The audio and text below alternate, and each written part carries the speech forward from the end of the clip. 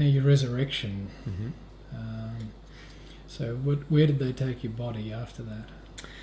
Well, firstly, they just left my body on the stake, and by this time Andrew was near John, and there were the girls, my mother, my aunt, one of my aunts, John's mother, Mary, and a couple of Mary's friends were all there. They saw me die, and then they removed me down from the stake. They had to do it before the Passover began. The Sabbath began, and so they all worked on my body. They took me down before that began, and then they embalmed my body, which was the custom. So with basically just with oils and perfumes and so forth. Now, and I watched all of that occur, and watched Mary's grief. Now you said that you've dematerialised your body. Now this is where I get a little bit lost. Yeah. This is not something that I'm over familiar with. Well, when I was alive, I realised that a person who was at one with God, who understood God's laws, could understand the laws governing matter. So you could materialise and dematerialise things. In other words, you could bring matter together to such an extent that it forms a solid shape, or you could disintegrate matter into their individual atomic structures. So making it look like it's invisible now. So in other words, it will disappear. And I realised those kind of things when I was alive. I didn't see much point in teaching them because I felt my primary purpose was teaching about love and this connection with God. But I realised that there was all these other things that I could show in the future if it got to that point. And that's why I said to the disciples, there are many more other things that I'd love to teach you, but you're just not ready for them yet. But what happened after I passed is I realised that most of the disciples, or also the Sanhedrin and others, would come to see my body, as did many previously, as sort of like a sacred relic. And this was not something that I could see as very advantageous to the divine truth. But also I wanted to illustrate that death, the transition that death brings, which is a transition into a spirit form, which can materialise a body whenever it wants. So what I was trying to illustrate was the ability for a person in a spirit form to materialise a physical form any time they want to, if they wish to use it. So there was no limitations of death. In other words, there was nothing, there was nothing you couldn't do when you're dead that you couldn't do when you're alive. I wanted to remove death as an enemy, because death, and the human race still views death as the enemy. That's why you threaten somebody with death and they'll do almost anything, because they see death as the enemy. They don't actually see moral issues or any other issues as enemies, but they see death as. So what I wanted to do is illustrate that death wasn't an enemy. In fact, for many people, death actually turns out to be a very great friend, because it relieves them of all sorts of problems in their earthly life and enhances their experience and enhances their life. So what I decided to do, and it was a personal decision that I made, was to dematerialise the body so that none of the disciples could be attached to that body, and also that everyone would see the principles that I was trying to teach them when I was alive about death. That there was such a thing as life after it.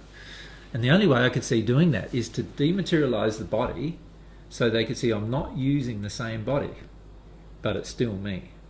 Mm-hmm. And then materialise a number of different bodies and appear to different ones of them. So when you say materialised a number of different bodies, is this why Mary didn't recognise you? Initially, yes. Initially? Physically couldn't recognise me because it wasn't the same body. So what sort of body was it? Well, I just materialised another man, like another body, like the one I have now is just a material body, and I just materialised one that looked different, but my personality was still there, obviously, and Mary recognised that as soon as she began talking to me. So, and as did most of the disciples, whenever I started talking. And when you materialised a body for Thomas, you materialised a body with injuries. because he was Well, in that doubting. case, I materialised a body that looked very similar to my original body, but I actually had the holes. I materialised the body with the holes in my wrists and my foot and my feet, because he was struggling. Thomas was my brother, and he was struggling to understand that I could be resurrected or living still. When he had saw me die, he'd saw my dead body, and he didn't believe. Most of the men didn't believe Mary. Like I appeared to Mary the most, of course, after I passed, but most of the men didn't believe her. You know, as was the custom back then, you didn't believe a woman at all. In fact, you know, if you wanted two witnesses to anything, the two witnesses couldn't be two women, so they had to be men. So unfortunately, most people didn't believe what Mary was saying, and so I needed to provide further evidence, which I did do on quite a lot of occasions. So I appeared to almost 500 people after my resurrection, so-called resurrection, in between that, in that 50-day period. Okay, now you moved then onto the spirit world. Yep. Was it what you were expecting? Yeah, of course. Who met you there? Well, you know, a lot of the people who had been my guides met me at first. So at the time I had around 17 guides, and you know, I met most of them. So Moses and Elisha and Elijah, and I met who else would you know? There's some that you don't know, but Michael, who you know of as the Archangel Michael, you know, ones like that. They were present. And then I decided that I wanted to visit the hells. So I spent quite a lot of my time going through the hells, talking to them about. So that part of the Nicene Creed is right. You descended into the hell, and Yeah, I did. Yeah, I descended into, not in my condition. My condition still remained bright, but I decided to visit the hells for the sake of teaching people in the hills that God's love was available to them, basically, and that they could choose a different way of progression if they decided to, that would speed up their life in becoming happy again. And so I spent quite a bit of time teaching in the hills, in between spending time with my soulmate, and shortly after Sarah was born, and I became Sarah's guide as well. So I would guide Sarah and communicate with Sarah as she was a child and as she was growing up.